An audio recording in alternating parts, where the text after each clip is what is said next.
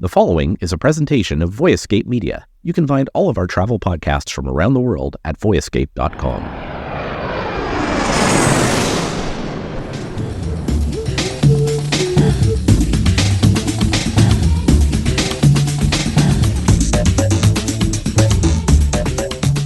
Welcome to this week's episode of Travel in 10, where we're traveling down to South America to Buenos Aires, Argentina. Tim, tell me a little bit about your travels to Buenos Aires, when you've been there and how that's come about. Well, I love Buenos Aires, and it's been interesting the path that has taken me to Buenos Aires most of the times, which is because I love doing polar cruising. I do a lot of polar cruises, and I've been 6 times to Antarctica. And most of the time when you go to Antarctica, you fly first to Buenos Aires, maybe you spend a night or two there, and then you go down to Ushuaia and you get on your ship and you go to Antarctica. So I've gotten in the habit of, if I'm going to have a little bit of a stop in Buenos Aires a night, rather than doing one night, I'll do a week, or I'll do 3 or 4 nights, and have had opportunities to experience the city that way. I was just there about 3 weeks ago. I'm in this interesting cycle where I was there about 3 weeks ago on my way back from Antarctica. We'll be going on a Chilean fjords cruise in a week's time.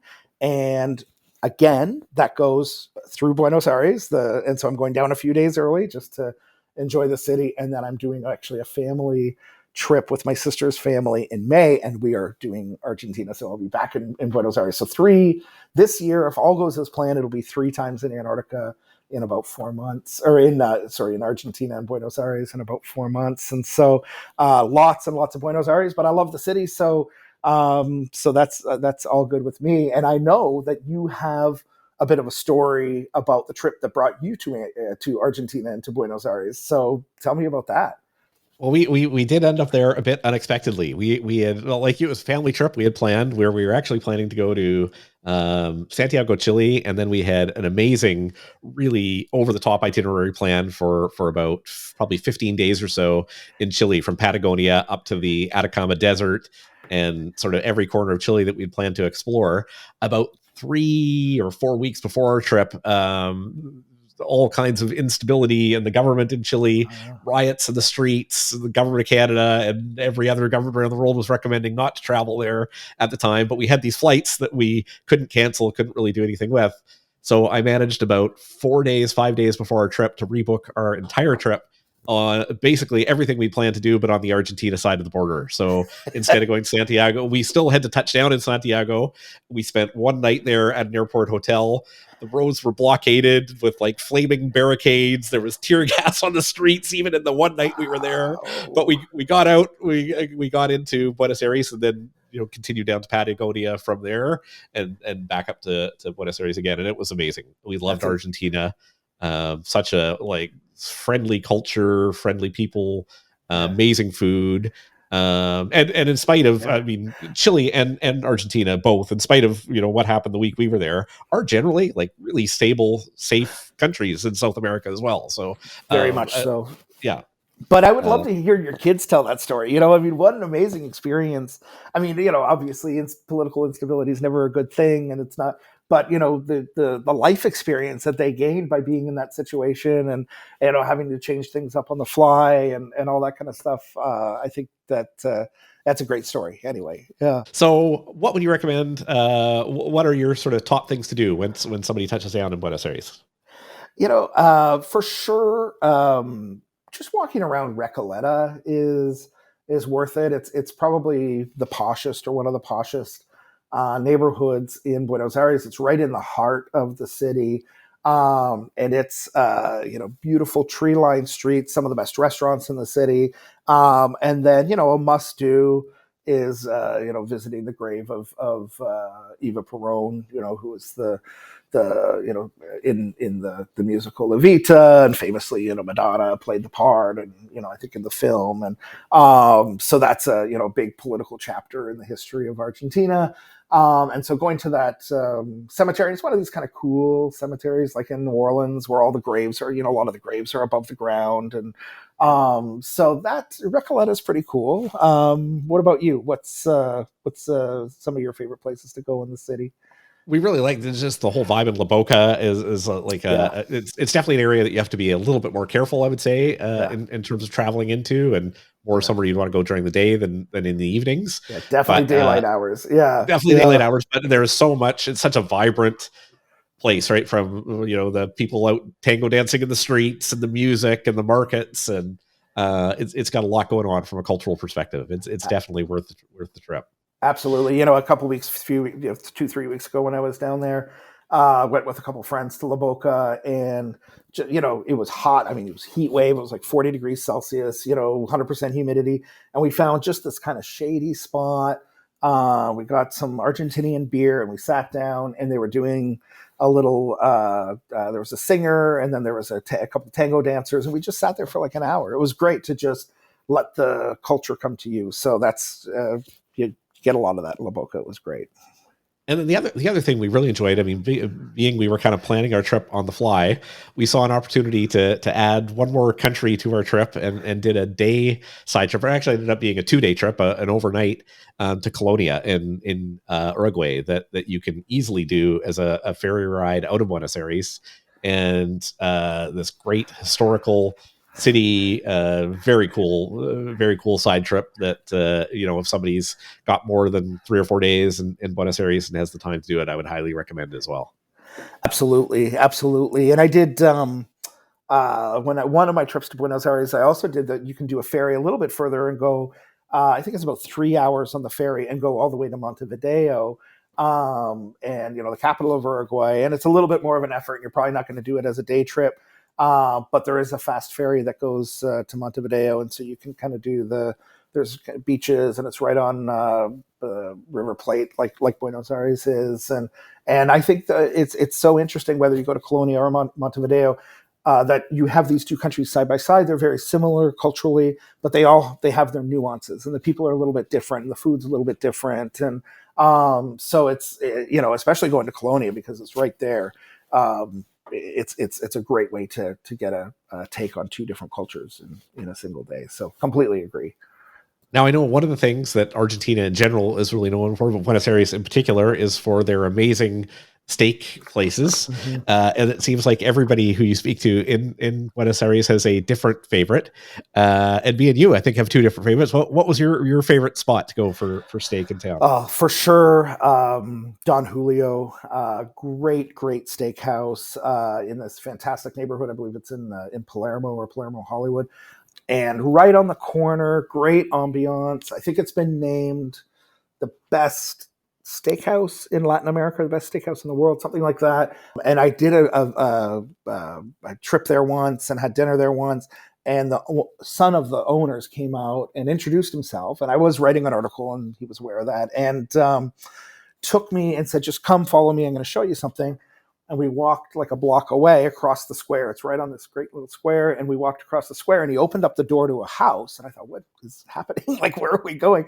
And the house was filled with beef. And they had taken a house and then retrofitted it to be a place where they dry age their beef. And there were just these huge, sides of beef just hanging up in this house. And he said, this is how we dry age our steaks. So fantastic meal, great ambiance. And they dry age their steaks, as I saw firsthand. So that's Don Julio is my favorite, but I know you've got your favorite, and so yeah, tell me about that. Don Julio was amazing. I would highly recommend Don Julio as well. You can't go wrong there.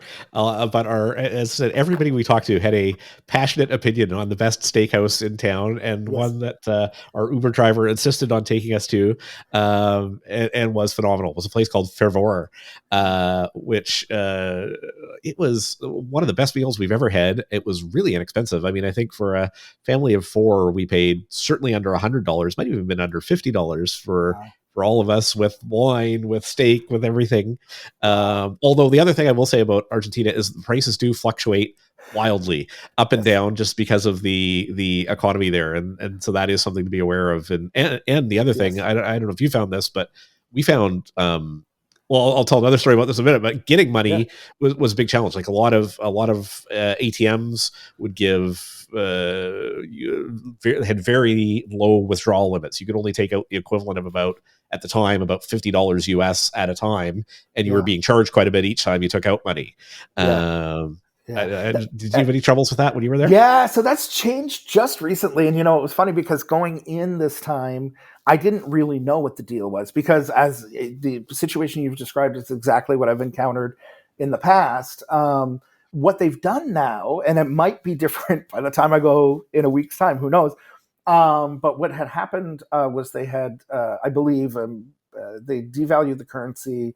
And so it had gotten the inflation a little bit under control, but there were basically like three different exchange rates, depending if you were paying cash, if you were paying with a domestic credit card or an international credit card. So at the moment, Argentina is actually a really good deal because if you pay with an international credit card, the exchange rate you get is about 3 times better than the official rate. So that's what was happening.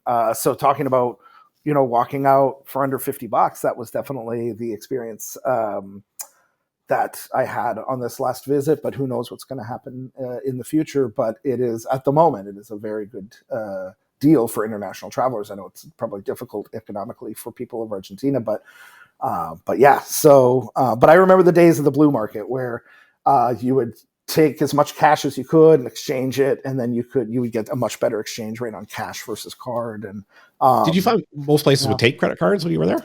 Yes, it depends. I mean, yes, most places. Even that little place we went and got beer in La Boca, they took a credit card, and so it's for sure taxis, the regular taxis are not going to take credit cards. Street food type places are not going to take credit cards.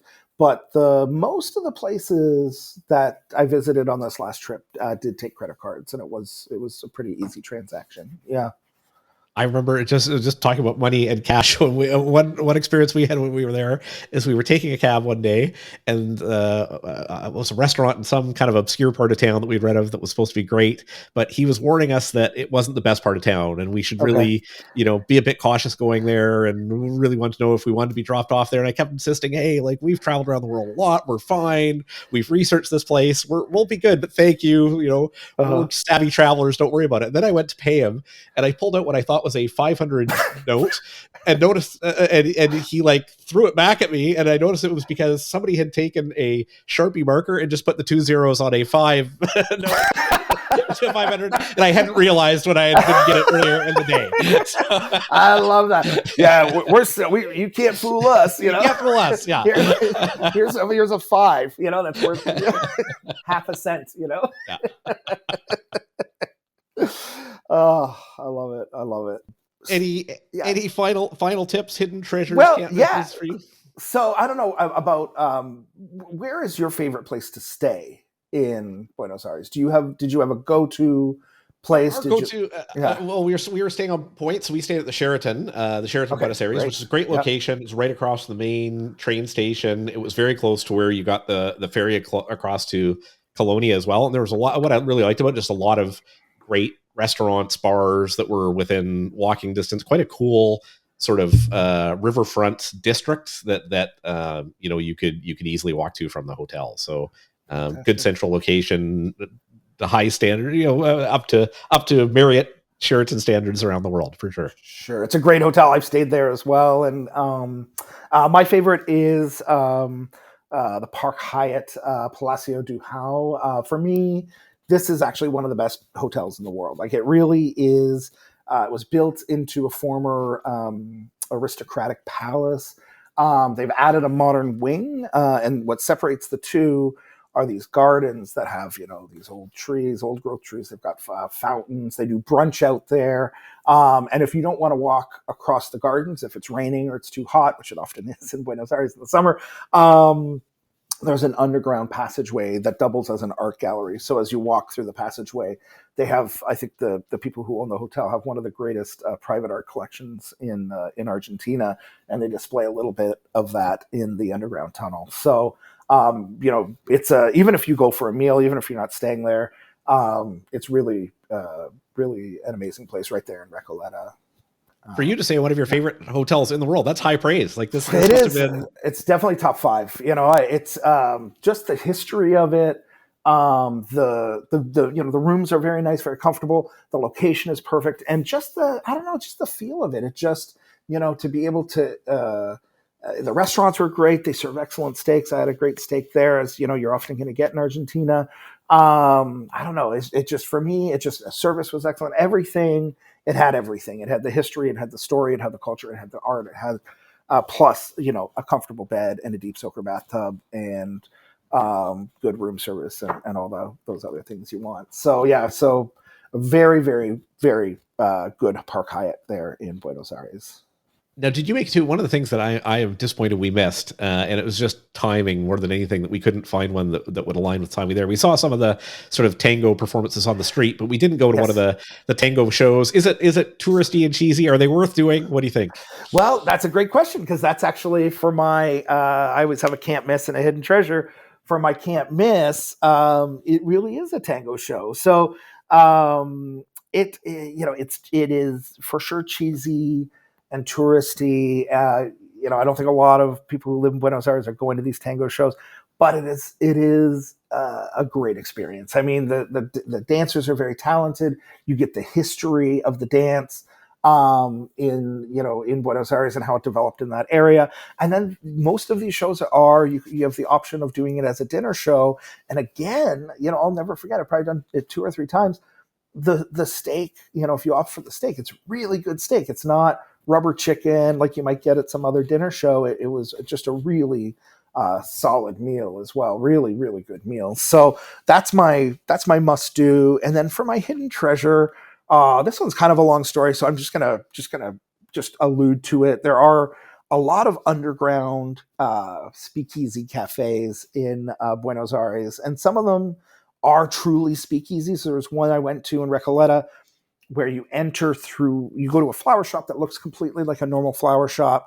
And then if you know the password, they open up the fridge, the actual refrigerator. It's not a real refrigerator. You walk through it and you go down the stairs, and there's a whole upscale, beautiful chandeliers, backlit bar, this whole bar that's downstairs. There's probably 200 people in the bar, and it was truly, truly amazing. Some of them are a little bit more touristy. There's one that I went to where you go down the stairs and it looks like you're going into a New York subway. It says, Uptown in the Bronx. It looks exactly like you're going into a New York subway. And they actually have like a pretend New York subway that they've built down there. And then you walk through to the other side and you've got this nightclub. So these are kind of, you wouldn't necessarily know about them unless you knew about them. And there's a lot of them. So I definitely recommend checking those out. Love that. Love a hidden bar. They're always very Instagrammable. Always a good highlight of the trip. Exactly. Exactly. And most of the people you're going to meet there are like local people out for their Saturday night or whatever. And so you're going to have these kind of real experiences with people, which is great as well. Yeah. Awesome. Well, for our next show, we're going to be going somewhere with a bunch of speakeasies and underground hidden bars. Is New York for our next episode coming up next week. But in the meantime, if people want to check out more on Buenos Aires, we're going to have our downloadable digital guide to Buenos Aires with our recommended itinerary, some of our top tips on what to see, where to go, and what to do available on our website. Thanks, Tim. Look forward to catching up next week. Me too. Great to chat with you, David, and chat with you next week. Sounds great. You've been listening to a podcast from the Voyescape Podcast Network. You can find all of our podcasts from around the world at voyescape.com.